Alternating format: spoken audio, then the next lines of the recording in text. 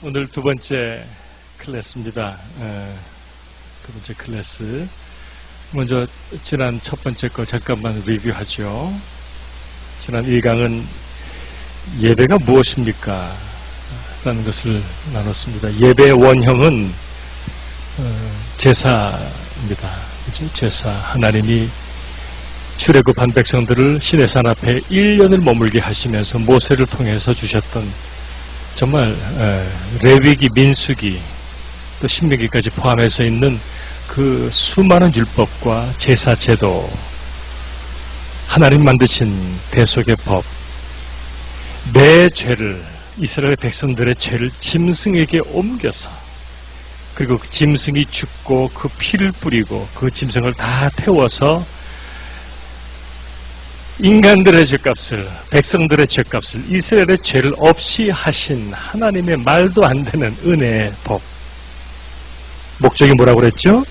목적은 하나님과 단절된 관계를 회복시키셔서 하나님께서 친히 자기 백성들 가운데 오셔서 저들의 하나님이 되시기 위한, 그래서 지난번에 출애굽기 29장에 있는 우리 제사에 대한, 예물에 대한 말씀들 가운데 하나님이 반복해서 말씀하신 내가 거기서 너희와 만나고 그들의 하나님이 되려고 3번, 4번을 반복해서 이 말씀을 하신, 제사를 드려라, 짐승을 잡아라, 피를 흘리고 그 제물을 다 태워서 내게 올리면 내가 너희 죄를 없이 하리니 그제서야 비로소 내가, 이제 이 그림이 광야 시대의 장막입니다. 그렇죠? 예, 하나님의 성막입니다. 그 광경을 이렇게 그림으로 누군가 그렸습니다. 내가 거기서 너희와 만나고 내가 그들의 하나님이 되리. 에덴 동산을 거니시면서 아담과 하와와 교제하시고 그들을 사랑하고 그러셨던 하나님께서 그 관계를 회복시키기 원하신, 교제 회복을 원하시는 하나님. 그리고 마침내 하나님 당신께서 직접 그 제물이 되셔서 어린 양처럼 찢겨 죽으심으로, 어린 양으로 단번에 영원히 once and for all, 리뎀션, 구속, 대속 대신 갚아버리심으로 완전히 열어놓으신 구원과 생명의 길. 이 그림이 이제 그 성막 안에 있는 성소와, 지금 제사장이 이렇게 하고 예배드리는 그 앞에 있는 커튼이 성소와 지성소를 가로막고 있었던 휘장입니다. 이게 이제 성막 안에를 일러스트레이션으로 만든 것인데, 히브리서 10장 19절 20절, 그러므로 형제들아 우리가 예수의 피를 힘입어 성소에 들어갈 담력을 얻었나니 그 길은 우리를 위하여 휘장 가운데로 열어놓으신 새롭고 산 길이요 그 길은, 그 휘장은 고쳐의 육체니라. 예수 그리스도 십자가에서 마침내 숨 거두셨을 때 이 휘장이 위에서부터 아래로 찢어집니다. 이 휘장은 사람이 찢을 수 있는 그런 규모가 아닙니다. 이렇게 두껍습니다. 겹겹이 쌓아서 사람이 찢을 수 있는 게 아니고 위에서부터 찢어 내려와서 이렇게 성소와 지성소를 가로막았던, 구별시켰던 커튼이 찢어집니다. 그렇죠? 우리 같이 한번 다시 읽을까요? 시작. 그러므로 형제들아 우리가 예수의 피를 힘입어 성소에 들어갈 담력을 얻었나니 이 길은 우리를 위하여 휘장 가운데로 열어놓으신 새로운 살 길이요 휘장은 고쳐의 육체니라. 이때 열려진 하나님의 지성소. 이전에는 이 지성소에 누가 들어갔죠? 대제사장이 1년에 한 번 온 이스라엘 백성들의 죄를 사하기 위해서 피를 가지고 1년에 한 번. 그때도 대제사장 들어갈 때는 허리에 끈을 매놨습니다. 방울을 달았습니다. 옷에. 조금도 정결하지 못한 상태로 들어가면 바로 죽어버리는. 여러분, 빛 앞에는 어둠이 존재하지 못합니다. 하나님 앞에 죄인이 선다는 자체가 불가능한 거죠.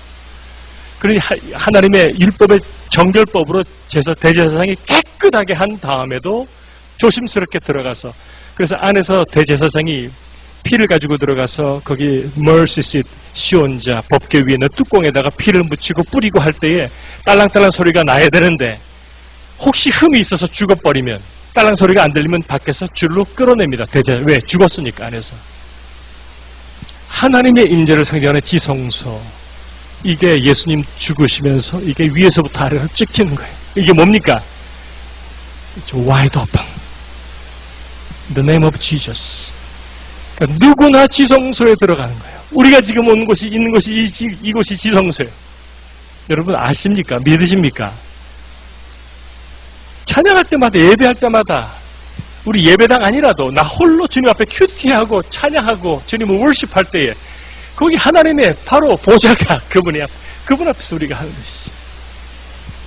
지난주 제가 말씀을 못 드리고 넘어간 부분 중에 하나는 제가 이제 은혜하는 교회에서 찬양을 월십을 하면서 한 25년쯤 됐습니다. 수요일 날 이렇게 찬양팀이 찬양을 합니다. 뜨겁게. 그때는 뭐 정말 가장 뜨거울 때였습니다. 은혜하는 교회가. 그래서 다 바닥에 앉아가지고 그냥 이렇게 찬양하는데 수요일 날입니다. 그냥 눈을 감고 나중에 찬양하다 보면 그냥 진짜 그분의 임재 가운데 들어가지요. 제가 눈을 감고 분명히 찬양을 하는데 앞에 있는 회중이 없어져요. 이렇게 눈을 감았죠. 회중이 없어져요. 없어지고 거기 뭐가 있냐면 하나님의 보좌가 있는 거죠. 그때 다시 깨달은 거예요. 아, 우리가 하나님을 월십할 때는 여기는 하나님의 보좌가 계시구나. 우리가 보좌 앞에, 그분의 임재 앞에 찬양하는 것이 맞구나. 이제 그걸 그렇게 깨닫게 하셨던, 저는 환상 같은 걸 본 게 손에 꼽을 정도이지만 그때 확실하게 하나님이 이제 그런 걸 깨닫게 하셔서 이제 이런 말씀들이 이제는 알지요. 그래서 우리가 찬양하고 예배 드릴 때는 눈에 보이는 예배당과 이 장소 코리아타운 한 시리가 아니고 하나님의 보좌 앞에 드리는 거지요. 하나님 보좌 앞에. 그러니 우리가 어떻게 대충 찬양할 수 있습니까? 어떻게 대충 와서 예배를 섬길 수 있습니까? 어떻게 대충 하나님께 드릴 수 있단 말입니까? 그게 예배. 지성소, 하나님의 인재의 상징이었던 지성소가 활짝 열려 하나님의 나라, Kingdom of Heaven. 이제 더 이상은 아무 어떤 제물도 드릴 필요가 없는, 왜? 예수님께서 다 드려버리셨으니까, 이 말씀처럼. 그래서 이제 우리 예수의 이름으로만 기도하고 찬양하며 그분 앞에 설 때는 거긴 하나님의 보좌입니다. 하나님과 막힘없는 교제가 이때부터 이제 시작된 것을 우리가 지난주에 배웠습니다. 그래서 이 제물, 스코틀랜드에서 있었던 사형수가 사형당하고 나면 밖에 붙었던 글자가 이 글자. 이 모세 is justified. 죽었는데 justified. 죽었으니까, 죄값 갚았으니까 의롭게 됐다. 이제는 예수 안에서 우리 모두가 하나님의 은혜로 의롭게 된 그것을, 모든 사람이 죄를 범하였으며 하나님의 영광에 이르지 못하더니 그리스도 예수 안에 있는 속량으로 말미암아 하나님의 은혜로 값없이 의롭다 하심을 얻은 자 되었느니라. Justified freely by His grace through the redemption that came by Christ Jesus. 그래서 우리 예배는 그 은혜 받은 내가 하나님께 반응하는 것. 어떻게, 무엇 가지고요? 제사에 드려진 제물처럼, 그죠? 하나님이 받으시기에 합당한, 흠이 없는, without defect, 흠이 없는 정결한 제물, 그런 마음, 혹은 제물처럼 갈갈이 찢어진 상한 심령, broken heart, 죄를 뉘우치는 깨닫는 심령, 다른 말로 하면 하나님을 목말라 하는, 하나님을 갈망하는 절실함, 진실함, 그것이 바로 예수님께서 정의를 내려주셨던 in spirit and in truth, 신령과 진정, 영으로, 진정으로 예배하는 참 예배자, 그 예배자를 찾으시는 하나님, 그게 우리 지난주에 배웠던 내용. 그렇게 예배만 하면, 우리가 그렇게 예배만 할 수 있다면 언제나 항상 하나님을 만나는 예배, 하나님의 임재 가운데 그 사랑, 그 은혜, 위로하심, 치유하심, 회복시키심 경험하는 예배 드릴 수 있습니다. 지난 일주일 여러분의 예배에 어떤 변화가 혹시 있으셨습니까? 여러분 예배 드리는 태도나 여러분의 어떤 마음가짐이나 혹은 예배 가운데 어떤 변화가 혹시 있으신 분 있으십니까?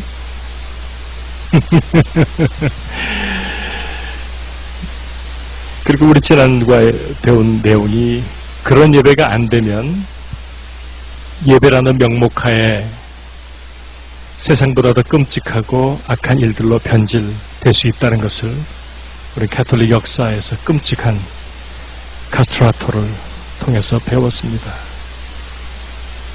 지금도 어쩌면 그런 일들은 진행 중이어서 가슴 아픈 일이지만 지금 미국이나 한국이나 이미 기독교가 거쳐간 나라들에서는 교회가 예수를 믿는다고 하는 사람들이 오히려 더 전도와 선교의 방해물이 되는 그런 어처구니 없는 일들이 사실 지금도 있지 않습니까? 그런 것들이 성령이 떠나간 그곳에 종교의 영으로 팔을 쓰고 온 악령들이 회집고 나서 더 이상 하나님은 온데간 데가 없고 형식만 껍데기만 남아있고 인간의 야망과 욕심과 한 인간들의 영광만 남아있는 예수님 시대와 똑같이 예수님 시대 때 예배가 없었습니까? 예루살렘 성전에서는 하루에도 수백 번, 수천 번의 제물이 계속 타올라갔어요. 제사장 수천 명이었어요. 하지만 예수님은 그 예루살렘 성전 가서 뭐라고 말씀하십니까? Den of robbers. 강도의 소굴이라고 해요. 강도의 소굴. 그게 얼마나 충격적인 말씀인지 여러분 상상 못하실 겁니다. 마치 옛날에 예레미야 때 그때는 솔로몬 성전입니다. 어느 누구도 본 적이 없고 남아있지 않는 솔로몬 성전 앞에서 예레미야로 하여금 하나님 뭐라고 외치게 하십니까? 솔로몬 성전 앞에 서서 그 위대하고 뭐 말로 표현이 안 되는 뭐 황금으로 거의 짓다시피 한 그 솔로몬 성전 앞에서 하나님이 예레미야에게 뭐라고 말씀하십니까? 너희는 이것이 하나님의 성전이라 하나님의 성전이라 하나님의 성전이라 하는 거짓말을 믿지 마라. 하나님이 예레미야에게 그걸 시키십니다. 수십만의 유대인들이 거기서 하나님을 경외한다고 제사를 드리는 솔로몬 성전을 하나님은 하나님의 성전 아니라고 스테이트먼트 하시는 예수님 마찬가지. 강도의 소굴. 지금은요. 지금 그렇게 손가락질 받는 교회들이 없지 않습니다. 안타깝지만. 하지만 새로운 것은 아닙니다. 왜 예수님 때도 있었고 그 이전에도 있었고 인간 역사 가운데 항상 되풀이될 수밖에 없는 해 아래 새 것은 없습니다. 그런 어리석음의 극치, 하나님을 떠난 어둠에 있는 영들이 하는 일들은 지금도 계속 진행 중입니다.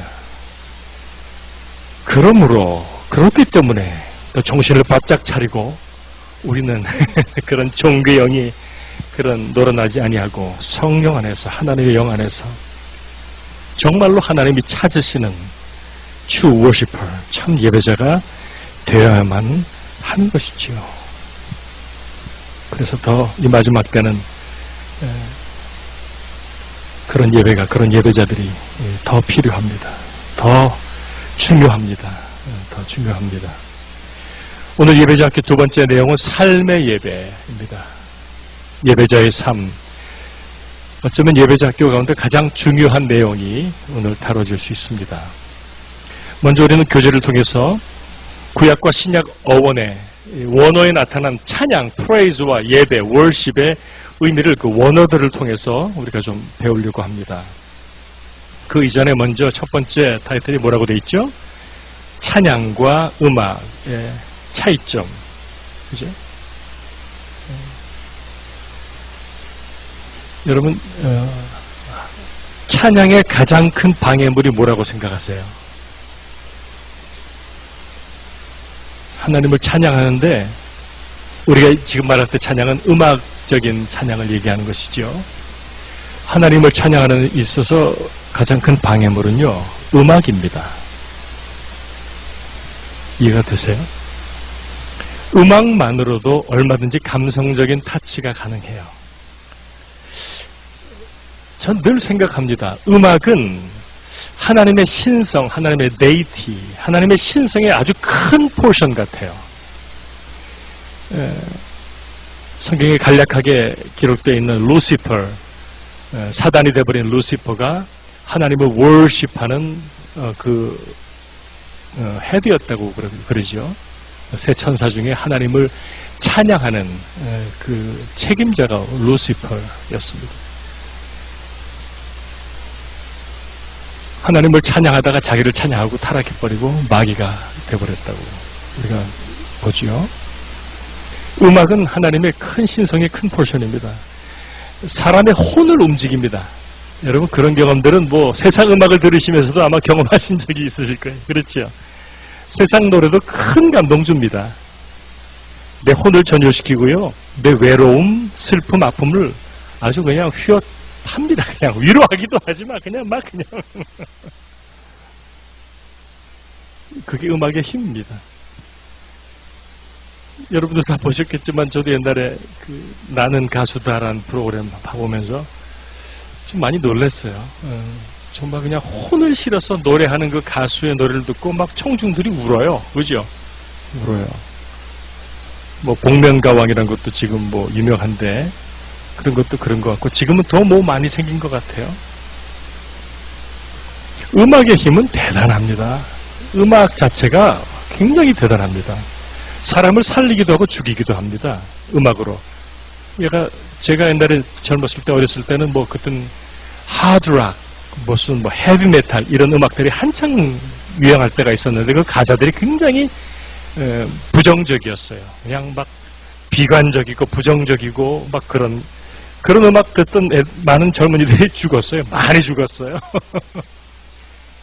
어렴풋이 기억나는 것은 니르바나라고 하는 그 헤비메탈 그룹의 리더가 자살을 했는데 그 다음에 수십 명이 자살했어요. 따라서.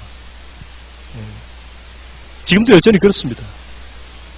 인생의 아름다움을 노래할 수도 있지만 정반대일 수도 있어요. 그런데 우리가 부르는 찬양도 그런 내 혼과 음악성을 만족시키는 음악으로 끝나버릴 수 있다는 사실이 이게 너무너무 위험한 거예요. 이게 찬양과 예배 어쩌면 가장 큰 방해물이 되기도 한다는 것을 제가 경험적으로 깨달아 알았어요. 뭐 배워서 한 것도 있지만 뜨거운 찬양의 열기, 음악적으로 너무너무 아름다운 곡들이 있어요. 퍼펙트한 음악적인 완성도가 높은 그런 찬양들이 있어요. 그거 들으면요, 세상 아무것도 모르는 세상 사람이 들어도 so beautiful, 뭐 이렇게 탄성이 나올 그런 음악들이 있습니다. 그것만으로도 만족할 수 있다는 거예요. 우리가 혼적으로 혼의 영역에서만.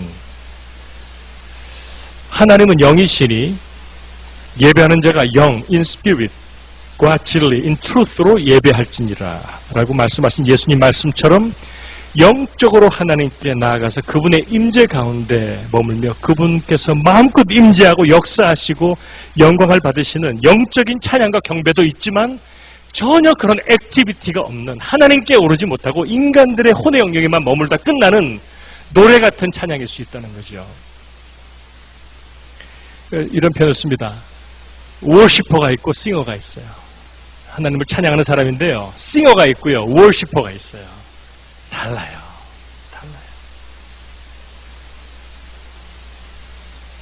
그래서 저는 이렇게 얘기합니다. 찬양은 10%의 음악성과 90%의 영성이 있어야 돼요.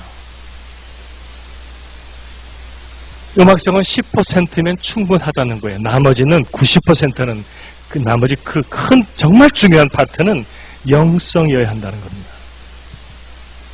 영과 혼과 육의 철저한 준비가 없이는 우리 사람은 자연스럽게 naturally 뭐 배우지 않아도 자연스럽게 내가 주체가 되고 말아요.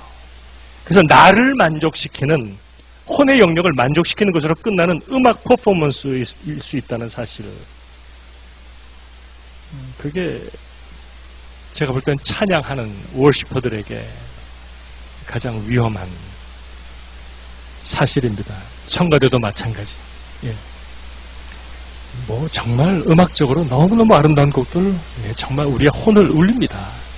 그런데 영적인 건요, 그건 다른 거예요. 그 하나님과 인터랙션, 하나님이 받으시고 하나님이 역사하시는 그런 포션이 전혀 따로 있는 것이죠. 하지만 동시에 우리가 할 수 있는 한 음악적으로도 세상에 뒤지지 않는 하이스트 퀄리티, 최고의 찬양을 하나님께 드리는 것이 옳아요. 그게 맞습니다. 그래서 우리가 할 수만 있으면 싱어들도 계속 보컬 트레이닝도 받아야 되고, 악기하는 분들은 인스트루먼트도 또 배울 게 있으면 또 배우고, 하나님께는 최고의 것만 드리는 게 맞아요. 그렇죠? 예, 그래서 최선을 다해서 준비하는 것입니다. 어떻게 아는지 아십니까? 음악과 찬양이 어떻게 구별되는지 아십니까? 어떨 때는 우리 스스로도 잘 모를 수 있습니다. 한 가지 분명한 증거가 있습니다. 그 찬양의, 그 예배의 결과를 보면 알아요. 어떤 결과예요? 어떤 증거예요? 온전한 찬양, 온전한 월십, 하나님이 역사하시고 임재하시고 받으시는 영적인 경배 예배는 하나님의 임재와 역사하심으로만 가능하기 때문에 그 결과가 나오는데 은혜가 있어요. 감사가 있고요. 감격이 있고요. 새로운 생각들이 막 들어와요. 그리고 결단을 하고요. 깨달음이 있고요. 새로운 출발로 항상 연결이 돼요. 그래서 저는 감히 그런 말을 할 수 있는 거예요. 누군가도 그런 말을 했는지 모르지만 단 한 번의 온전한 충만한 예배 그리고 찬양, 월십만으로도 하나님은 나를 완전히 새롭게 변화시키실 수 있어요. 마치 이게 플러그 꼽는 거 똑같아요. 꼽으면 바로 불 확 들어와요. 그러면 어둠이 사라져버려요. 여러분 그런 경험 하신 적이 있으시죠? 그냥 뭐 별일들이 많아서 막 마음이 눌리고 막 그러고 심지어는 교회 오는 길에 와이프랑 한번 대파 싸우기도 하고 왜 주일날 많이 싸우는지는 우리가 4번째 시간에 배울 거예요. 그러고 왔는데 somehow 찬양하면서 예배하면서 찬양하면서 이게 막 타치가 되고 오히려 더 그런 부끄러움 때문에 또 하나님 앞에 눈물을 나기도 하고 그러면서 진짜 뜨겁게 하나님을 예배하고 난 다음에는 교회 올 때 가지고 왔던 생각과 느낌과 이런 게 하나도 남지 않아요. 하나도 없어요. 뭘 걱정하고 왔는데 교회에 예배를 드리고 나니까 걱정이 사라져버려요. 문제가 해결되는 게 아니고 문제 자체가 사라져버린다니까. 그 정도는 경험하셔야 돼요. 왜? 그게 정상이니까. 하나님의 임재 가운데 들어간다는 것은 우리에게 있는 모든 어둠들이 다 깨끗하게 날아간다는 거예요. 예배는 그렇게 파워풀합니다. 거듭난 사람들 다 예배 가운데 하나님의 만지심으로 그렇게 변화하기 때문이죠. 구원의 역사, 능력의 역사, 치유회복의 역사, 그래서 일어납니다. 그런데 반면에 만약에 이런 예는 거의 없다고 저는 생각하지만 있을 수도 있겠죠. 일평생 교회를 다니고 일평생 예배 참석하고도 내 삶에 아무런 변화가 일어나지 않는다? 지정의가 도무지 바뀌지 않는다? 생각도 바뀌지 않고 내 가치관도 바뀌지 않는다? 그거는 하나님께 예배를 드리는 것이 아니고 observe, 그냥 구경하는 것입니다. 성전 뜰만 밟고 나오는 구경꾼에 불과했던 것입니다. 한 번도 하나님의 임재, 역사하심, 하나님의 만지심 없었다는 뜻입니다. 그건 정말 비극입니다. 세상에 그런 비극은 없습니다. 일평생 만약에 교회를 다니고도 내 삶에 아무런 변화가 없다고 하면 그것이야말로 기적입니다. 제가 시니컬하게 하는 농담이 그거예요. 기적 중에 기적은 죽은 사람이 살아나는 기적보다도 하나님 만나고 변하지 않는 사람. 그게 기적이에요. 왜냐하면 그건 불가능하기 때문이에요. 하나님을 만났는데 내가 변하지 않는 건 그건 있을 수가 없기 때문입니다. 우리 가운데 그런 기적의 주인공은 한 분도 안 계시기를 바랍니다.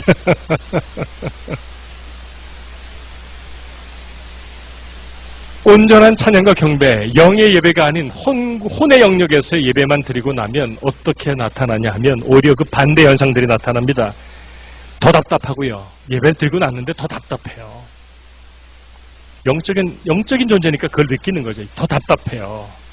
더 미워지고 더 짜증나요. 더 피곤해요. 그건 우리가 스스로 알아요. 그렇죠? 압니다. 왜 몰라요? 정직하게 알지요. 앞에서 드리는 찬양팀이든 성가대든 함께 드리는 회중이든 예배를 드리고도 내 마음과 삶에 내 어떤 그런 영적인 내 자아가 아무런 변화가 없다? 그거는 그걸로 알 수 있어요. 나는 지금 예배가 잘못됐다. 하나님을 경험하는 지성소에 들어가는 그런 예배가 되었다면 그런 일이 불가능하기 때문입니다. 1990년대 한국을 들끓게 했던 경배와 찬양 무브먼트가 있었습니다. 온누리교회가 시작이 됐죠. 대단했습니다. 몇천 명이 목요일마다 모여서 뜨겁게 예배하고 그 무브먼트가 미국까지도 오고 전 세계, 물론 한국이 시작한 건 아니고 그 이전부터 미국에서부터 있었죠. 비니아드부터 시작해서 많았습니다. 그 가운데 하나님의 영광을 경험하고 삶을 돌이키고 헌신했던 선교사와 일꾼들, 죄종들이 얼마나 많이 나오는지 모릅니다. 그런데 반면에 그런 뜨거운 집회가 끝나면 그 동네 근처 생맥주집도 부흥이었습니다. 아, 시원하다, 좋다, 한잔하자. 뜨겁게 예배드리고 나서는 가서 생맥주 한잔하는 거예요. 아, 오늘 좋네, 한잔하자. 그건 뭘까요, 여러분? 그거는 하나님께 올려드리는 찬양도 경배도 아닌 그저 내 혼을 만족시킨 자기 만족의 음악일 뿐이었어요. 삶의 변화요? 영혼의 변화요? 결단과 헌신요? 거긴 없습니다. 있을 수가 없죠. 오늘날에 너무 프로페셔널해진 찬양팀들이 있습니다. 큰 교회 찬양팀은 전문 음악인들이 세션을 합니다. 철저하게 콘티를 짜서 합니다. 여기서 한번 되풀이하고 여기로 갔다 여기서 끝난다. 시간은 몇 분 몇 초로 끝난다. 철저하게 콘티를 짭니다. 너무 매끄럽게 퍼펙트하게 잘하는 것 같습니다. 근데 저는 그걸 반대하거든요. 저희가 주일날 찬양 콘티를 짜죠. 하지만 하나님이 기름 부으시는 곡이 있으면요, 그 곡만 하고 끝날 수 있어요. 이건 곡은 몇 곡을 하고 이 곡을 하고 이렇게 넘어가는 게 중요한 게 아니고 초점이 하나님이고 하나님 받으셔야 할 월십이라고 하면 하나님의 임재 가운데서 이제 그게 더 중요하죠. 근데 큰 교회들은 그게 안 되나 봐요. 저도 그런 교회 그런 찬양들을 많이 보고 나면 어떨 땐 많은 경우에 그저 멋진 공연을 보고 난 것 같은 와우, 굿잡. 야, 저 자매는 참 목소리 좋네. 야, 악기 정말 잘하네. 그런 거밖에 안 남아요. 제 마음에 그 보컬과 그 악기들이 툴이 돼서 도구가 돼서 막 하나님께 올라가는 불쏘시개 같은 것들이 돼서 막 하나님의 임재가 느껴지는 것이 그게 마땅한데 그게 메인인데 메인은 간 데가 없고 음악만 있는 거예요. 음악만 있는 거예요. 지난 주간에도 제가 큰 교회 특송할 일이 있어서 갔는데 거기 찬양팀이 또 그런 거예요. 내가 그거 보면서 너무너무 속이 상해서 내 마더 철치인데 주여 어떻게 좀 하십시오. 이 수천 명의 교인들이 이런 음악 듣고 있어야 합니까? 하나님 앞에 꿀떡이처럼 올라가야 할 월십이 음악하고 앉았는 거예요. 거기서 너무 속이 타는 거죠. 하지만 그 당사자들은요 몰라요. 그냥 음악만으로 만족해요. 오늘 잘했어. 오늘 실수 안 했어. 그게 아니거든요. 그게 아니거든요. 정말. 그럼에도 불구하고 거기서 은혜 받는 분들은 분명히 또 있어요. 왜요? 은혜는 하나님이 주시는 것이니까. 저같이 이제 이렇게 음악적으로 뭐가 자꾸 걸리면 너무 힘든 분도 있지만 음이 틀리는지 박자가 안 맞는지 상관없이 할렐루야 하는 분들은 은혜를 많이 받으세요. 하지만 이제 거기 있는 음악 여부가 아니고 월시퍼들이 하나님 앞에 노래하는 게 아니고 월시하는 월시퍼들이 있으면 불덩어리가 됩니다. 불덩어리가 됩니다. 반면에 한국 가서 조그만 교회 가면요 거기는 한 두세 사람이 월시하는데요 임재가 가득해요. 정말 하나님이에요. 이건 it's all about God. 하나님이지 nothing about us. 우리에 가는 건 아무것도 없어요. 우리의 음악 툴일 뿐이에요. 핵심은 그분이 임재하신. 음악의 위대함, 사람의 혼을 빼놓는 음악의 세계, 영적인 영역도 타치하는 게 음악이기 때문에 모든 종교가 음악이 있어요. 그죠? 찬불가 한번 들어보신 적 있으세요? 찬불가? 불교에서 부르는 노래. 요즘 찬불가 대단합니다. 우리 부르는 이 복음성은 저리 가라요. 얼마나 멋있는 곡도 많고요. 얼마나 재밌는 찬양도 많고 노래도 많고요. 찬양이 아니지. 음악은 그래요. 음악은 그래요. 모든 이단 종교도 있어요. 음악이 아주 중요합니다. 하나님의 완전한 신성 가운데 적지 않은 포션이 음악이다.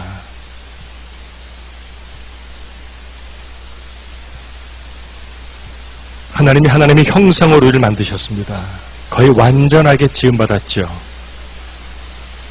그래서 그분이 우리에게 주신 지정의, 그 어느 것 하나도 중요하지 않은 게 없습니다. 지적으로도, 정적, 이모셔널, 감성적으로도, 의지적으로도 우리는 하나님을 느끼고 깨닫고 경험하는데, 특별히 하나님의 임재를 경험하는 것은 이모셔널한, 감성적인 파트가 많이 그분을 센싱해요. 느끼고 임재하게 돼요.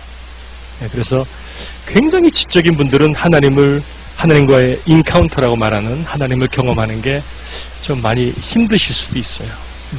하지만 반면에 아주 지적인 분들 가운데는 성경 말씀을 읽다가 혹은 참 좋은 신앙서적들을 읽다가 이렇게 강하게 인카운터를 받고 거기서 무너지는 분도 상당히 많습니다. 하나님은 모든 부분에서 우리와 공유하시고 역사하시기 때문이죠. 하지만 일반적으로 하나님 인재를 가장 강렬하게 경험하는 통로는 우리 감성적인 영역인데, 그래서 하나님을 찬양하는 것은, 음악적으로 찬양하는 것은 강력한 것입니다. 영적으로도 실질적으로도. 찬양과 경배라고 할 때 우리는 찬양으로 주님을 경배합니다. 찬양, 음악적인 찬양은 경배, 월십의 한 부분밖에 안 돼요. 찬양이 없이도 우리는 하나님을 경배할 수 있나요? 예.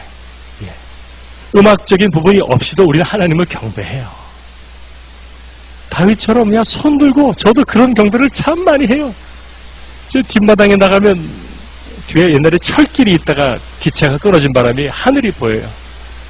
얼마나 거기서 이렇게 하나님 생각하고 묵상하면서 하나님 경배 많이 하는지 몰라요. 너무너무 좋아요.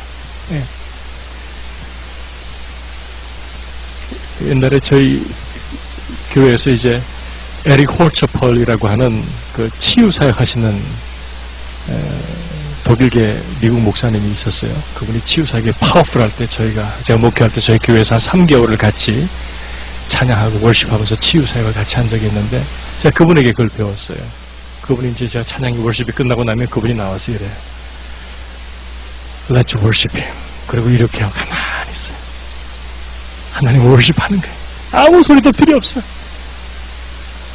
아, 그렇지. 거기서 제가 크게 또 깨닫고 배웠어요. 하나님을 월십하면, 그렇죠. 그 존재 자체가 하나님을 앙망하고 그 기쁨이, 감사가 막 올라가는. 그렇습니다. 찬양이 없이도 우리는 하나님을 경배할 수 있습니다. 물론 그 뒤에 원어적인 뜻에도 그게 다 나옵니다. 그럼에도 찬양이 중요한 것은, 음악적인 찬양이 중요한 것은 우리의 혼의 영역에 영향력을 줄 뿐 아니라 온전한 찬양으로 하나님께 영광을 돌리기 때문입니다. 그래서 그 밑에 있는 말씀 우리 같이 읽을까요? 시편 22편 3절 말씀 시작. 이스라엘의 찬송 중에 거하시는 주여, 주는 거룩하시니이다. 아멘. 온전한 찬양, 온전한 예배와 찬양과 성령의 임재 가운데 존재의 변화가 일어난다. 그 말입니다. 구약 성경에 기록된 찬양, 원어적인 의미만 몇 가지 보죠. 그러니까 찬양에는 음악적인 요소가 있고 비음악적인 요소가 있어요. 두 가지가 다 있다는 것을 염두에 두고, 할랄, 히브리어입니다. 뜻은 칭찬하다, 자랑하다, 축하하다, 시끄럽게 하다. 이게 할랄의 뜻입니다. 그 밑에 성경 말씀 우리 같이 읽읍시다. 같이 시작. 또 레위 사람들을 세워 여호와의 궤 앞에 섬기며 이스라엘 하나님 여호와를 칭송하고 감사하며 찬양하게 하였으니. 아멘. 시편 84편 4절. 주의 집에 거하는 자가 복이 있나이다. 저희가 항상 주를 찬송하리이다. 아멘. 시편 123편 3절. 해 도는 데부터 해 지는 데까지 여호와 이름이 찬양을 받으시리로다. 아멘. 이게 할랄입니다. 할랄. 할랄에서 나온 단어가 할렐루야입니다. 할렐이 할랄이고, 루는 할렐루까지가 너는 2인칭 복수 명령형입니다. 너는 찬양하라가 되는 거야. 할렐루. 야는요, 하나님 야훼 글자의 야. 할렐루야. 그러니까 you praise the Lord. 너희는 여호와를 찬양할지어다. 이게 할렐루야. 여기 나오는 할랄이 찬양입니다. 전 세계가 공통적으로 할렐루야는 다 같아요. 아멘은 달라요. 아민 하기도 해요. 어디가 아민 하더라? 아멘이 어디가 아민 하죠? 중국이었나 러시아였나? 러시아군요. 아민 합니다. 근데 할렐루야는 전 세계가 공통적이에요. 좋은 것 같아요. 히브리 원어가 할렐루야가 맞으니까. 이게 할랄입니다. 하나님을 칭찬합니다. 하나님을 자랑합니다. 하나님을 축하하고 또 시끄럽게 막 하나님을 높이는 그게 할랄입니다. 두 번째가 야다입니다. 야다. 할랄 다음으로 많이 사용되었고 야드는 손을 의미해서 야다는 두 손을 높이 들고 감사함으로 경배하다, 두 손을 지켜들다라는 뜻이 야다에가 있습니다. 신구약을 통해 볼 때 야다는 하나님께 경배, 찬양, 감사를 표현할 때 많이 쓰는 예배의 행위를 나타내는 단어예요. 그러니까 이건 음악적인 요소가 아닌 거예요. 근데 이게 여러분 이게 찬양이에요. 이게 찬양입니다. 우리 하나님 앞에 두 손 들고 찬양합시다. 제가 그러죠. 찬양할 때 이 자체가 찬양이라니까. 음악이 없어도 하나님은 위대하세요. 하나님 you're so good. 너무 좋으세요. 하나님. 이게 야다입니다. 역대하 20장 21절 같이 읽죠. 거룩한 예복을 입히고 군대 앞에서 여호와를 찬송하여, 이때 야다했습니다. 시편 107편 같이 읽죠. 반복 구절입니다. 여호와의 인자하심과 인생에 행하신 기적으로 말미암아 그를 야다할지로다. 그를 찬송합니다. 세 번째 히브리 단어는 바락입니다. 바락. 무릎을 꿇다, 송축하다, 경의를 표하다. 이것도 행위죠. 이것도 모션입니다. 하나님께 무릎을 꿇습니다. 그게 찬양입니다. 그분의 왕 되심을, 주인 되심을 고백하는 찬양입니다. 욥기 1장 같이 읽습니다. 이를 때 내가 모태에서 알몸으로 나왔사온즉 또한 알몸이 그리로 돌아가올지라 주신 이도 여호와시요 거두신 이도 여호와시오니 여호와의 이름이 찬송을 받으실지니이다. 103편 1절 2절. 내 영혼아 여호와를 송축하라. 다 그 성호를 송축하라. 내 영혼아 여호와를 송축하며 그 모든 은택을 잊지 말지어다. 하나님께 무릎 꿇고 모션으로 하나님께 찬양하는 겁니다. 네 번째가 테힐라. 할랄에서 파생된 낱말로서 노래하다, 칭찬하다, singing praise입니다. 테힐라가 음악적이죠. 이것은 찬양의 중요성을 지는 방법을 내표한다. 즉 찬양은 노래가 되어야 함을 의미한다라고 되어 있습니다. 신명기 10장 같이 읽습니다. 그는 내 찬송이시요 내 하나님이시라. 하나님이 우리의 찬양, 우리가 노래가 되신다. 시편 22편. 이스라엘의 찬송 중에 거하시는 주여 주는 거룩하시니이다. 아멘. 이사야 61장. 그 슬픔을 대신하여 찬송의 옷으로 근심을 대신하시고, 음악적인 노래로 슬픔 가운데 하나님이 노래를 주세요. 찬양, 기쁨의 노래를 찬양을 주세요. 다섯 번째가 자마르. 주로 시편에서 사용된 악기의 줄을 퉁기다, 노래하다, 찬양하다라는 뜻이 자마르. 시편 7편 같이 읽습니다. 지극히 높으신 여호와 이름을 자마르 하리로다. 9장. 내가 주를 기뻐하고 즐거워하며 지극히 높으신 주의 이름을 자마르 하리니. 시편 18편. 내가 열방 중에서 주께 감사하며 주의 이름을 찬송하리이다. 아멘. 악기로 연주도 하고 노래도 하는 것. 샤바흐. 찬양의 감탄적인 형태로 외치다, 큰 소리로 말하다, 칭찬하다. 큰 소리 내는 것도 찬양인 거예요. 그래서 가끔 제가 큰 소리를 막 내잖아요. 그것도 찬양으로 여러분 이해하시면 되겠습니다. 시편 63편 같이 읽습니다. 주의 인자가 생명보다 나음으로 내 입술이 주를 샤바흐할 것이라. 시편 127편. 너희 모든 나라들아 여호와를 찬양하며 저를 칭송할지어다. 아멘. 구약의 찬양이라는 원어, 히브리 원어 안에만 해도 이렇게 풍성한 의미를 배웁니다. 다음은 신약 헬라어에 나타난 찬양 원어. 헬라어는 좀 비교적 간단합니다. 아이네오와 아이노스, 에파이노스가 있습니다. 그 뜻은 아이네오는 찬양을 뜻하는 구약 히브리 중에서 할랄과 야다에 비교할 수 있는 신약의 찬양어입니다. 이 두 단어가 같이 축하, 감사함으로 큰 소리 지른다는 의미를 갖고 있고 찬송, 찬미, 찬양을 뜻합니다. 박수갈채하다, 칭송하다, 찬양하다, 좋게 말하다, 칭찬하다 뭐 이런 뜻들이 이 단어들이 있습니다. 그 밑에 보면은 한번 쭉 읽읍시다. 거기에 그 단어들이 있습니다. 같이 읽죠. 호련히 허다한 천군이 그 천사와 함께해서 하나님을 찬송하여 이르되 아이네오입니다. 이미 감람산에서 내려가는 편까지 가까이 오심에 제자의 온 무리가 자기의 본바 모든 능한 일을 인하여 기뻐하며 큰 소리로 하나님을 아이네오 하여 하나님을 찬미하며 또 온 백성에게 칭송을 받으니 주께서 구원받는 사람을 날마다 더하게 하시니라. 아멘. 그 다음 뛰어서서 걸으며 그들과 함께 성전으로 들어가면서 걷기도 하고 뛰기도 하며 하나님을 찬미하니 모든 백성이 걷는 것과 및 하나님을 찬미함을 보고 모든 열방들아 주를 찬양하며 모든 백성들아 저를 찬송하라. 이러므로 우리가 예수로 말미암아 항상 찬미의 제사를 하나님께 드리자. 이건 없군요. 사도행전 13장 15절 말씀에 이러므로 우리가 예수로 말미암아 항상 찬미의 제사 아이네오를 하나님께 드리자. 이는 그 이름을 증거하는 입술의 열매니라.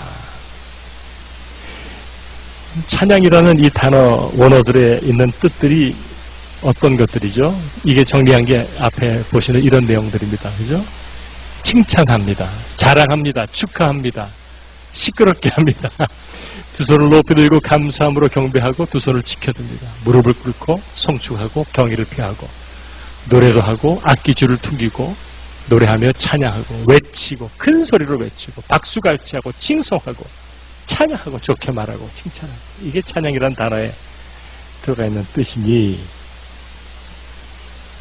음악적으로든 혹은 비음악적으로든 내 안에 있는 기쁨과 감격을 마음껏 하나님께 올리는 것. 그죠? 온 몸을 다해. 사실 우리가 이 율동이라고 하지 않고 바디 워십이라고 하거든요. 근데 정말 바디 워십을 제대로 하면요. 얼마나 더 풍성하게, 더 정말 감격스러운지 몰라요. 하나님께 막 음악적인 보컬로만도 드리지만은 몸도 같이 하면요. 이게 얼마나 더 은혜스러운지 몰라요. 정말로 그래요. 그래서 하나님을 그냥 찬양하는 것과 여러분 두 손을 뱉고 찬양할 때는요. 느낌이 달라요. 그 깊이가 달라요. 우리의 몸도 하나님께 이렇게 올라가는 찬양의 도구이기 때문에 그렇습니다. 찬양은 내 하나님을 자랑하는 거, 그죠? 하나님을 자랑하는 거, 크게 외치는 거, 감탄하는 거, 송축하고 경의를 표하고 두 손 들고 영광을 돌리는 거. 그러니까 이 찬양은 내 생활 속에, 내 삶 속에 나오는 거예요. 그냥 나오는 거예요. 공동체 예배 드릴 때 이곳에서만 드리는 게 아니에요. 우리 일상생활 속에서, 내 존재 속에서 나오는 거예요. 운전을 하다가도요, 얼마나 찬양이 많이 나와요. 할렐루야, 주님 찬양해요. 뭐 한창 뜨겁게 찬양하고 막 방언으로 기도하고 막 이러다가 옆에 사람 보면 옆에 사람이 이러고 보고 있고 뭐 하나 싶어요. God bless you 그러고 또 막 시간과 공간과 제약받지 않고 내 존재가 하나님을 기뻐하는 거예요. 그분의 임재 안에서 일상생활 속에서, 삶 속에서 24/7 살아계신 하나님께 감격하고 기뻐하며 웃으며 손을 들고 큰 소리로 고백하고 때론 무릎 꿇으며 때론 악기를 치며 노래하며 크게 소리 지르며 일상에서 하나님께 드리는 찬양, 그게 포인트입니다. 이 포인트는 내 일상에서 하나님을 기뻐하는 거예요. 하나님을 자랑하는 거예요. 그게 찬양입니다. 음악적으로도 가능하고 음악이 없어도 no problem, no problem. 두 번째가 경배, worship이라는 단어입니다. 구약에 보면 히브리어로 샤하라고 되어 있습니다. 엎드려 절합니다.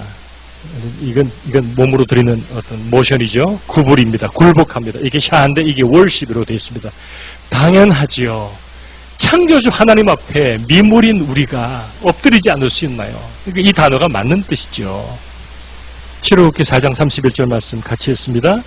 백성이 믿으며 여호와께서 이스라엘 자손을 돌아보시고 그 고난을 감찰하셨다 함을 듣고 머리 숙여 경배하였더라. 네. 이게 주님께 경배 드리는 겁니다. 두 번째가 아보다입니다. 아보다. 봉사합니다. 수고하고 섬기는 이 단어는 그 뜻인데 이게 하나님을 경배하는 것입니다. 이사야 19장 21절 같이 읽겠습니다. 여호와께서 자기를 애굽에 알게 하시리니 그날의 애굽인이 여호와를 알고 제물과 예물을 그에게 드리고 경배할 것이요 여호와께서 소원하고 그대로 행하리라. 아멘. 애굽인이 와서 하나님께 봉사하고 수고하고 섬긴다는 거예요. 근데 그게 하나님을 경배하는 내용이라는 것이죠. 신약에는 프로스쿠네오 한번 따라합시다. 프로스쿠네오. 예, 이게 경배인데 존경의 표시로 다른 사람 앞에 완전히 엎드리는 겁니다. 구약의 샤하고 거의 비슷하죠. 예, 마태복음 18장 27절 같이 읽을까요? 엎드려 절하여 가로되 내게 참으소서 다 갚으리이다. 마태복음 14장 33절 배에 있는 사람들이 예수께 절하여 이르되 진실로 하나님의 아들이로소이다 하더라. 예수님께서 물 위를 걸어와서 배에 타시니까 제자들이 어떻게 했다는 거예요? 그 앞에 엎드렸다는 거예요.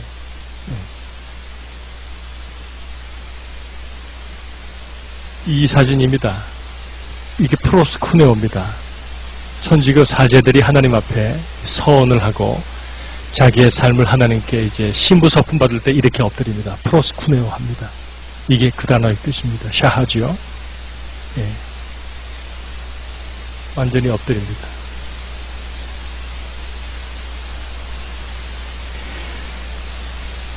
여러분이 혹시 기회가 되면 여기서 해보면 참 좋은데 이 모습으로요 이마를 땅에 대고 이렇게 하면서 찬양을 틀어놓고 한번 하나님께 한번 월십 해보시면 좋습니다. 그러면 어떤 느낌이 있는지 한번 해보시면 이 단어가 가지고 있는 그 어떤 그게 있어요. 왜 이런 단어를 쓰는지가 있어요. 그러면 우리 정말 험불해집니다. 험불해집니다. 하나님을 월십하는 것은 이런 것입니다. 이런 것입니다. 두 번째가 레이투르기아입니다. 이거는 국가를 위해서 어떤 일을 하는 것, 또 교회의 예배이기도 합니다. 구약의 아보다하고 비슷합니다.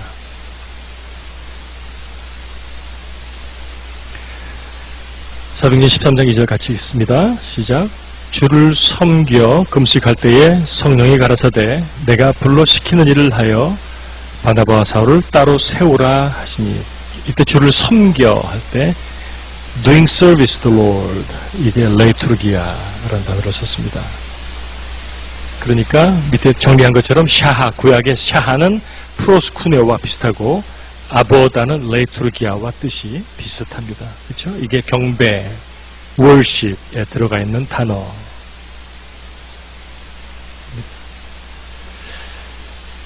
경배, 예배라는 단어에 담겨져 있는 깊은 의미가 있습니다. 하나님이 아담을 창조하셨어요.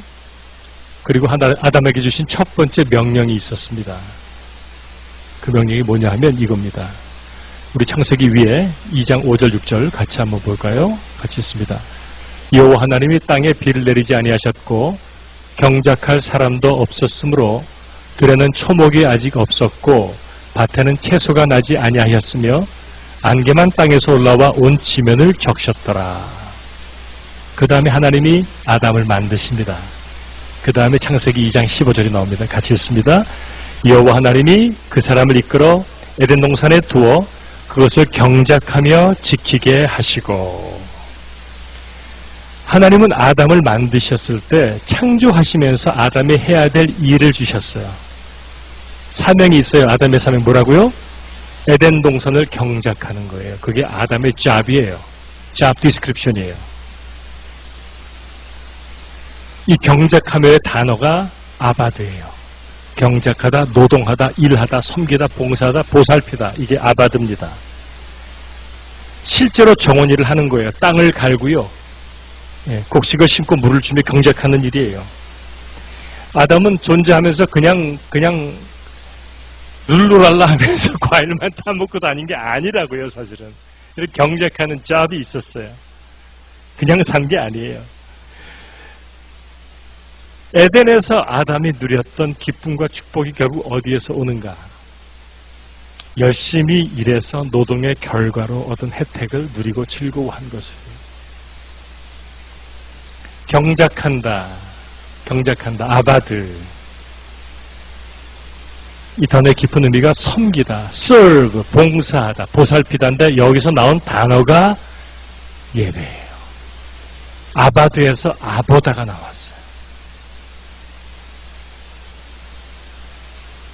아담은 하나님을 어떻게 예배했는가?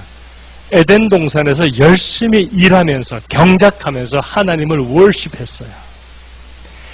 아담의 월십의 내용은 하나님이 허락하신 에덴 동산에서 그 땅을 경작하는 게 아담의 2인 동시에 하나님께 드리는 뭐라고요? 예배였어요. 경작, 노동, 일, work가 예배와 같은 어원이라는 것이 그런 뜻입니다. 카톨릭 수도사들은 지금도 하루에 3번 노동해요. 3번 기도하지만 오후에 또 노동합니다. 그렇죠? 일정 시간에 노동 시간이 있어요. 하루 3번 예배드리고. 왜요? 그들이 먹을 양식을 갖고 오기 위해서요? 그것도 이유가 돼요. 하지만 그보다 더 중요한 것은 노동이 예배이기 때문에요. 이 말씀에 근거해서 예배와 노동은 동일하게 거룩한 것으로 여기는 것입니다. 노동은 예배의 연장입니다. 노동은 일은 예배의 내용물입니다. 종교개혁자 칼빈주의, 칼빈이 말했던 직업 소명론의 내용이 그거예요. 직업 소명론, 모든 직업은 거룩하다. 거듭난 그리스도인, 크리스찬의 모든 직업은 다 성직이라는 뜻입니다. 아주 파격적인 말이죠. 왜? 그때 캐톨릭에서는 사제만 성직자예요. 우리는요, 평신도래요. 그래서 평신도란 단어는 카톨릭에서 나온 단어예요. 기독교에 평신도란 단어는 없어요. 그리고 성경적으로 평신도란 단어가 어디 있어요? 우린 다 부름받은 제자고 사역자들인데. 만인 제사장설인데. 직업 소명론이 그거예요. 목사, 선교사만 성직자가 아닙니다. 여러분이요, 하나님의 백성이요, 하나님의 자녀의 모든 직무, 모든 직업, 모든 하는 일은 하나님이 받으시는 예배의 연장, 아니 어쩌면 예배의 가장 중요한 내용물이에요. 그 진리를 우리에게 말씀해주고 있는 거죠. 다시 말할까요? 여러분에게, 성도에게, 우리에게 노동은, 일은 하나님을 예배하는 것만큼 거룩한 것이다. 그러므로 그리스도인들은 일을 할 때 어떤 자세로 일을 해야 될까요? 하나님을 예배하듯이 성심을 다해서 하는 거예요.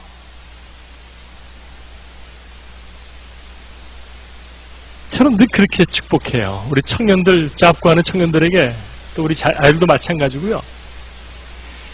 이제 자네가, 네가 가는 그 직장은 너 때문에 축복받는다. 예배하듯 일하고 위에 상관들, 위에 주인들 최선을 다해라. 오는 커스터머들 예배하듯이 최선을 다해서 기쁘게. 여러분 예배할 때 인상 쓰고 그냥 마지못해 할 수 없어서 하는 그거 예배 아니잖아요. 만약에 우리의 일터가 하나님을 예배하는 성소와 예배와 동일하다는 것을 깨닫는다면 우리가 일하는 자세가 어떻게 될까요? 세일즈맨이 세일즈할 때 자세가 어떻게 될까요? 몇 푼 남기려고 속이려고 할까요? 아니면 정말 좋은 것을 프로바이드 하려고 도와주려는 마음으로 할까요? 그런 사람이 그렇게 일을 한다면 그 사람이 거기서 성공을 할까요? 실패할까요?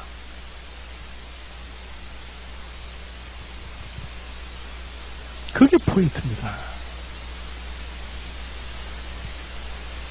일반적이라고 말할 수는 없지만 대한민국 기독교 교회, 저도 모태신앙으로 4대째 어릴 때부터 자라면서 배워온 것은 썬데이 크리스천, 주일만 세상에서는 표시가 안 나요. 저희들이 어릴 땐 그래도 우리 성경책 들고 다녔어요. 성경책을 들고 다녔다고. 성경책 들고 다니면 예수쟁이네 그러잖아요. 표가 났죠. 요즘은요. 성경책 들고 다니는 사람 보기가 드물어요. 그죠? 다 전화기에 있기도 하지만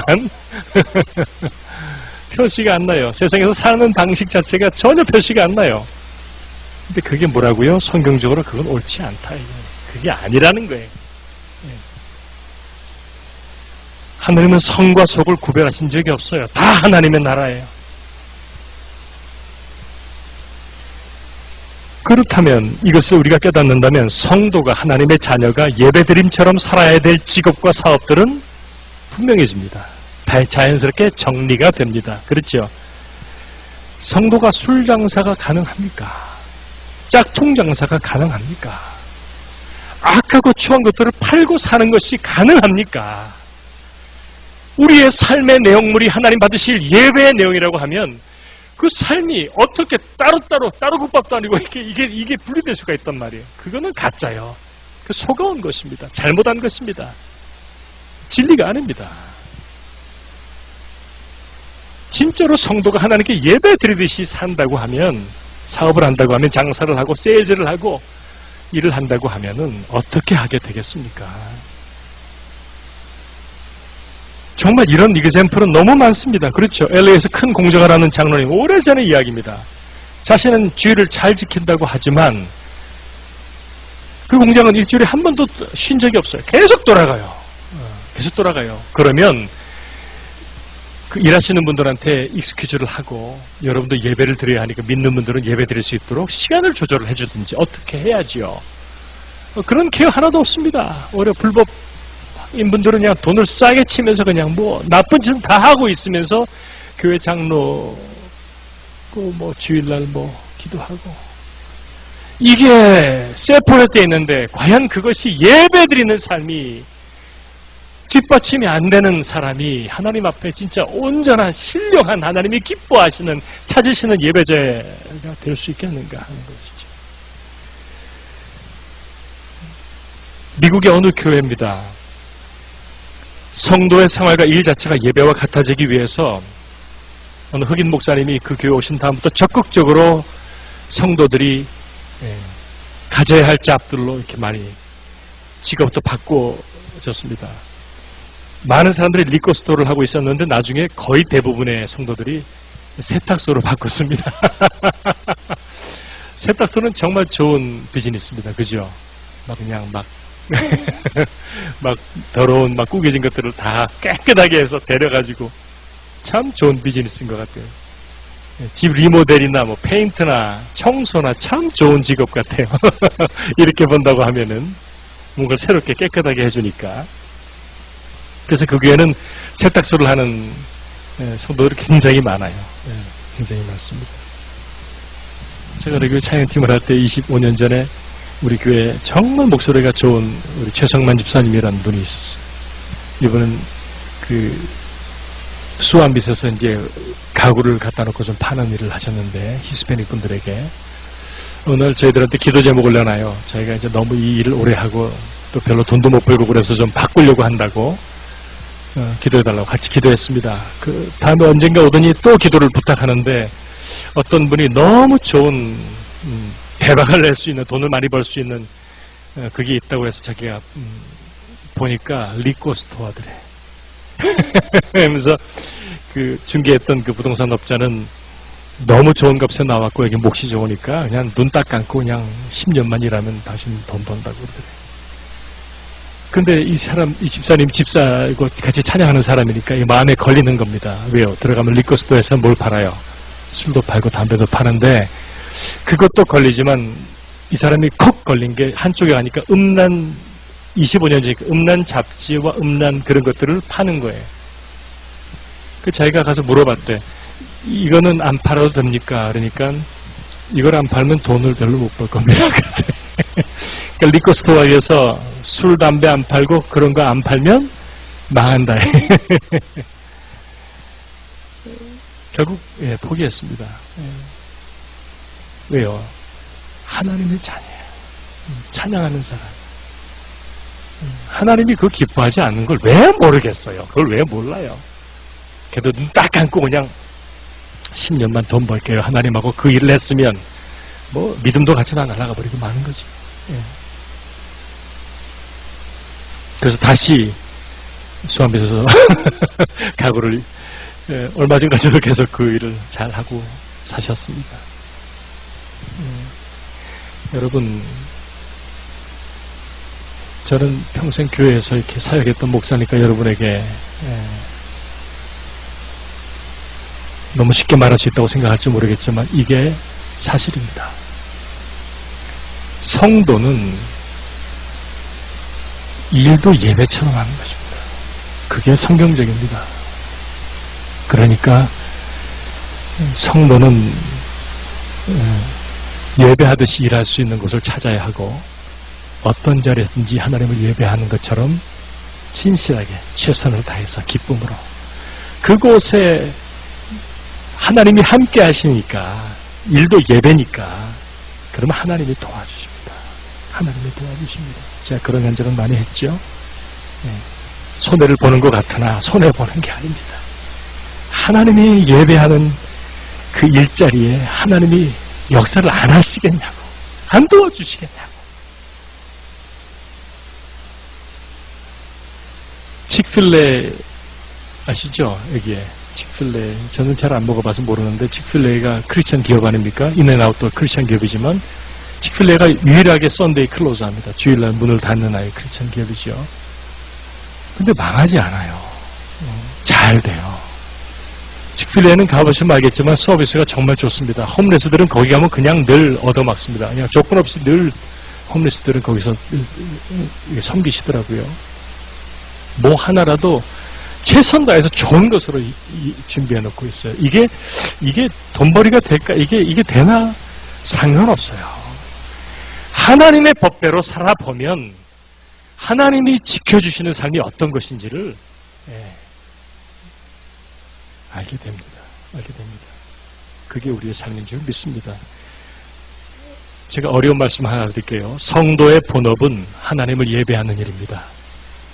우리의 본업은 하나님을 예배하는 게 우리의 메인 잡입니다. 거듭남이란 것은 이전의 본업과 부업이 바뀌어버리는 거예요. 거듭남이란 거는요, 하나님을 만나서 다시 태어난다는 것은요, 내 모든 게 완전히 업사이드 다운 돼버리는 거예요. 본업과 부업이 바뀌어버리는 거예요. 우리는 영생을 받았기 때문에 지금 영생을 지금부터 살아내는 것이 우리의 본업이에요. 이게 예배하는 삶입니다. 예배입니다. 이게 우리의 본업이에요. 세계관이 완전히 바뀌어요. 가치관이 완전히 바뀌어요. 이게 안 바뀌는 게 기적이라니까요. 어떻게 안 바뀔 수가 있어요? 하나님을 만났는데 플러그에 꼽았는데 왜 불이 안 들어와요? 들어오지요. 하나님이 살아계신데 어떻게 내가 안 변하고 여러분이 안 변해요? 어떻게 하나님이 내 안에 계시고 내가 하나님 안에 있는데 예전처럼 똑같이 사람을 미워하고 어떻게 내 것만 챙기고 어떻게 그러고 살아요? 그게 너무 힘들죠. 그게 너무 고통스럽죠. 고린도후서 5장 17절 말씀 본문은 없죠. 여러분 잘 아시지만 그러면 누구든지 그리스도 안에 있으면 새로운 피조물이라. 이전 것은 지나갔으니 보라 새것 되었도다. 새것의 영어 단어가 new creation입니다. new creation이에요. 하나님의 새로운 창조적인 존재로 완전히 달라진 거예요. 모든 게.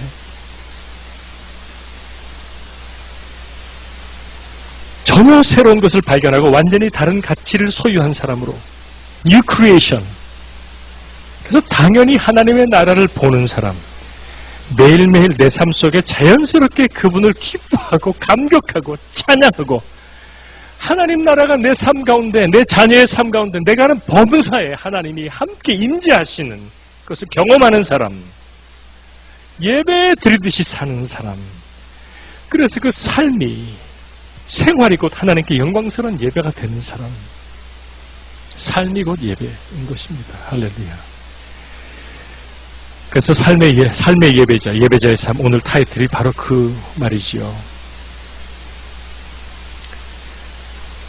이 말씀 거기 교재도 있습니다.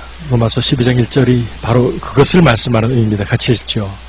그러므로 형제들아 내가 하나님의 모든 자비하심으로 너희를 권하노니 너희 몸을 하나님이 기뻐하시는 거룩한 산 제물로 드리라. 이는 너희가 드릴 영적 예배니라. 영적 예배가 뭐라고요? 너희 몸을, 다른 말로 할까요? 너희 삶을 어떻게 드리래요? 거룩한 living sacrifice, 거룩한 산 제물처럼 살라는 거예요. 그게 영적인 예배래요. Yes, 맞습니다. 이 말씀이 그 말씀이죠.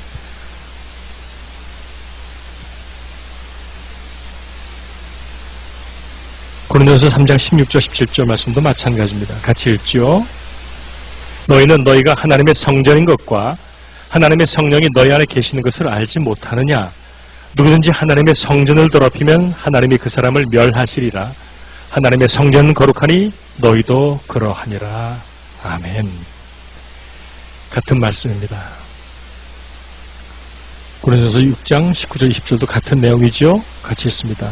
너희 몸은 너희가 하나님께로부터 받은 바 너희 가운데 계신 성령의 전인 줄을 알지 못하느냐.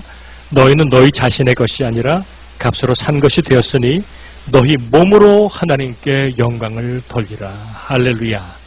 너희 삶으로 하나님께 예배드리라. 같은 말입니다. 아바드와 아보다, 땀 흘려 경작하는 노동이 예배, 수도원의 영성, 일정 시간의 노동, 정직한 노동, 생활, 삶 자체가 예배. 그렇기 때문에 그런 성도가, 그런 그리스도인, 그런 여러분이 살아가는 삶의 자리에는 하나님의 임재가, 그분의 권세가, 그분의 능력이 함께 하시는 하나님의 나라가 돼. 그래서 여러분 거기 그 공간에 삶의 자리에 일터에 있는 주위에 있는 영혼들이 그런 여러분을 보고 여러분을 통해서 하나님께 같이 들어오는 선한 영향력을 미칠 수밖에 없는 존재. 그게 교회입니다. 그게 교회였습니다.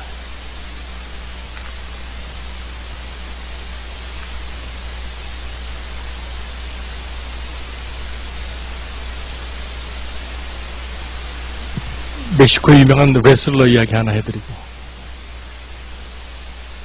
지금부터 22년 됐네요. 1998년도에 멕시코 시리에 있는 프로레슬러 경기장에서 이 황금 복면 가면을 쓴 레슬러가 은퇴하는 은퇴식이 있었는데 굉장히 특별했습니다. 그는 그로부터 23년이니까 1975년에 혜성처럼 등장해서 항상 황금색 가면 쓰고 경기하면서 멕시코 최고 있는 레슬러가 됐어요. 마법사의 폭풍 뭐 이런 애칭으로 불렸습니다. 분장도 화려했고 놀라운 기술로 관중을 열광시켰습니다. 근데 이제 98년도에 그는 53세 중년이 돼서 이제 마지막에 은퇴를 하면서 자기의 이제 복면을 벗겠다는 거예요. 환호하는 팬들 앞에서 황금 가면을 천천히 벗은 그를 보고 많은 사람이 충격을 받습니다.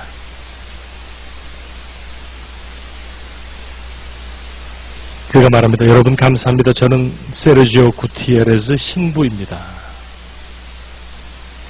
그동안 이 레슬링을 통해서 저는 고아원 아이들을 도울 수 있었고 그들에게 꿈과 희망을 줄 수 있어서 정말 행복했습니다. 최고 인기의 레슬러가 신부였어. 신부. 캐톨릭 신부였어. 고아를 위해서 25년 동안 레슬러로 땀을 흘린 거예요. 다치기도 많이 다치고 그야말로 감동의 순간. 자기가 돌보는 고아원 아이들 25년 동안 3,000명의 고아들을 돌봤어요. 레슬링을 하면서 신부라는 신분을 감춘 채. 이분의 얘기가 영화로 나왔습니다. 여러분 안 보신 분은 보세요. 너무 이는 영화입니다. 잭 블랙이 너무 재밌는 코미디로 연기한 슈퍼나초가 이 신부의 이야기를 만든 영화예요. 너무 재밌어요. 꼭 좀 보세요.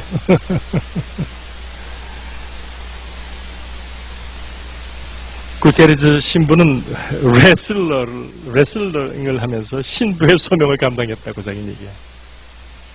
수도원에서 미사드리고 기도하고 또 노동을 통해서도 하나님의 영광을 받으시지만 자기에게 맡겨진 고아 아이들을 돌보고 먹이고 하기 위해서 성직자는 상상하기 힘든 레슬링장에서 피와 땀을 흘리면서 25년을 살았어요. 그는 그렇게 예배했어요. 그렇게 땀 흘려 일하면서 하나님을 예배했어요. 수고와 희생의 거룩한 삶을 살아낸 것. 여러분 잊지 마십시다. 여러분 이후로 정말 잊지 마세요. 우리의 진짜 예배는 이곳에서 드리는 공동체 예배로 끝나지 않아요. 우리의 진짜 예배는 이곳을 떠나는 순간부터 시작되는 거예요. 그죠? 공동체 예배 드리고 나가면서부터가 진짜 예배가 시작되는 거죠. 하나님 앞에서 매일 내가 큐티를 하면서 나 홀로 예배를 드리면서 출근을 하고 직장 가서 내 사업장 가서 세상 속에서 열심히 일하면서 여러분은 노동의 예배, 생활의 예배를 하나님께 드리는 겁니다. 에덴 동산에서 아담이 땀을 흘리면서 땅을 경작하며 땀 흘려 일하면서 하나님과 교제하고 하나님께 예배를 드렸던 것과 똑같이 저와 여러분은 세상 속에서 우리의 삶의 자리에서 노동의 현장에서 직장에서 사업장에서 가정에서 진짜 예배를 드리는 사람들이 하나님은 거기서 영광을 받으세요. 여러분의 직장생활 삶의 자리 일터에서 하나님이 영광 받지 못하시면 그런 여러분의 공동체 예배에서 하나님 예배할 때 영광을 받으실 수도 있지만 그게 이어진다면 삶으로 이어진다면 얼마나 더 큰 감격과 은혜와 영광이 있겠습니까? 우리의 믿음은 하나님의 도우심은 성령의 능력은 이곳에서 필요한 것이 아니고 거기서 필요해요. 하나님의 도우심은 이 교회 안 예배 때 필요한 것이 아니고 여러분의 삶의 현장에서 세상 속에서 필요하지 않습니까? 정말로 그렇습니다, 여러분. 그리스도인의 모든 삶, 노동, 일이 거룩한 예배이라는 것을 여러분 오늘 꼭 잊지 마십시오. 잊지 마십시오.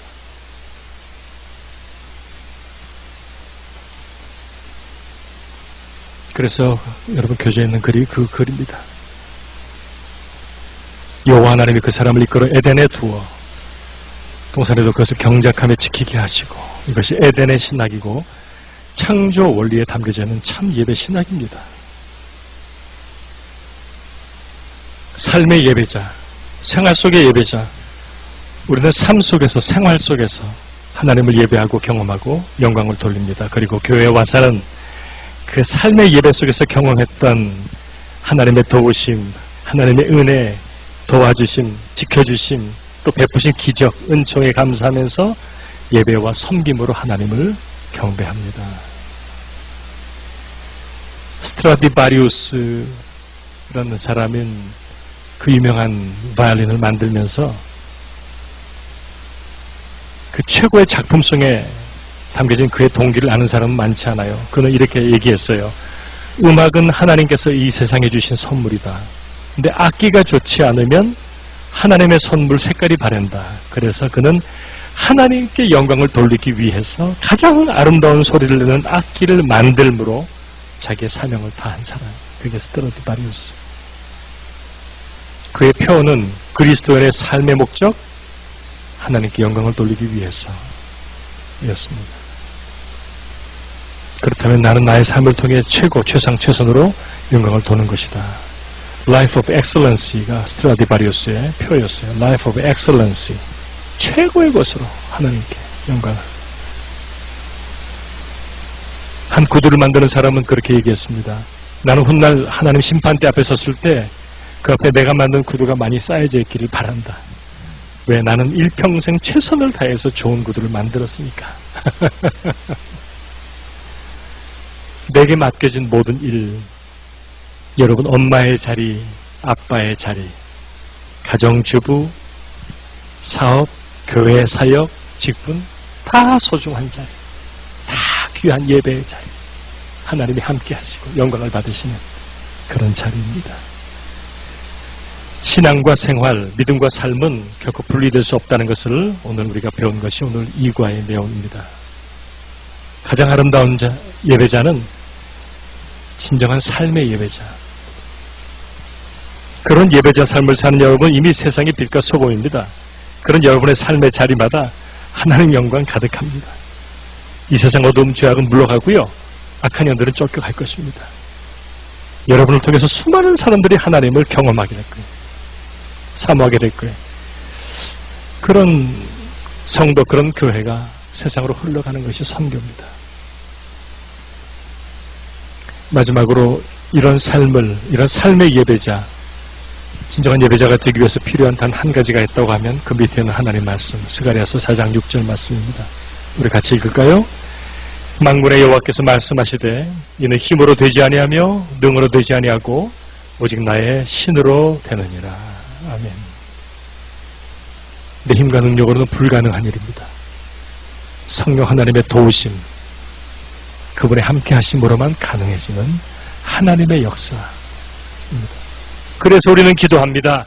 그래서 우리는 하나님께 경배하고 끊임없이 나 자신을 하나님께 서렌더하고 하나님 앞에 무릎을 꿇습니다. 성도는 주님과 함께 있는 만큼 거룩해집니다. 우리는 주님께 가까이 가는 만큼 거룩해집니다. 그래서 우리는 하나님을 사랑하는 만큼 하나님을 예배할 수 있습니다. 그렇게 되십시다. 그렇게 되십시오. 삶의 예배자, 생활 속의 예배자, 하나님 영광 받으시는 참된 예배자가 되시기를 바랍니다. 이제 마지막 체크리스트 한번 봅시다. 나의 예배. 나는 에브리데이 크리스천인가 아니면 선데이 크리스천인가? 나는 풀타임 크리스천인가 아니면 파트타임 크리스천인가? 그리스도에는 신앙이 본업이다. 이 말을 여러분 꼭 기억하시고 잊지 마십시오. 두 번째, 24/7 생활 속에서 나는 하나님 기뻐하는가, 자랑하는가, 선포하는가, 예배하는가? 오늘 찬양의 내용이 그런 내용이라는 것을 우리가 배웠죠. 찬양은 결국 내 생활 속에서 내 존재가 하나님을 계속해서 경험하고 선포하고 기뻐하고 자랑하고.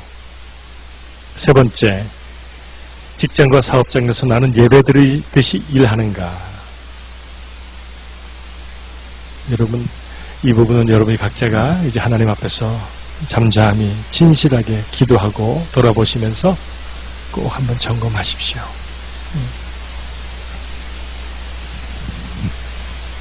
그 밑에 있는 글 같이 한번 읽읍시다. 같이 읽죠. 시작. 가장 아름다운 예배자는 삶의 예배자, 예배자의 삶을 사는 성도입니다. 한 주간 또한 앞으로 하나님 앞에서 예배자의 삶을 살겠습니다. 삶으로 하나님을 찬양하며 예배드리듯 일하겠습니다. 하나님 나의 삶을 통해 영광 받으소서. 아멘.